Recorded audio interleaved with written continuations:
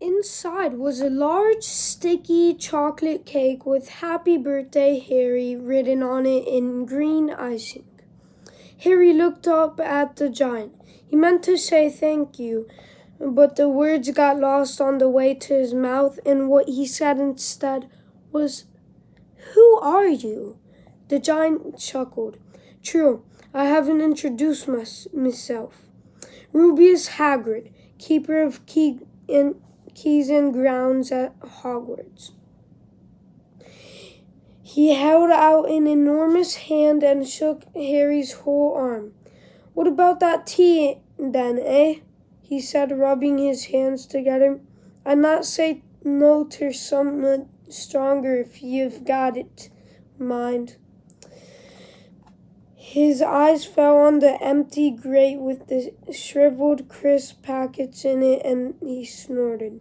He bent down over the fireplace. They couldn't see what he was doing, but then when he drew back a second later, there was a roaring fire there. It filled the whole damp hut with flickering light, and Harry felt the warmth wash over him as though he'd sunk into a hot bath. The giant sat back down on the sofa, which sagged under his weight, and began taking all sorts of things out of the pockets of his coat. A copper kettle, a squashy package of sausages, a poker, a teapot, several chipped mugs, and a bottle of some amber liquid which he took a swig from before starting to make tea. Soon the hut was full of the sound and smell of sizzling sausage.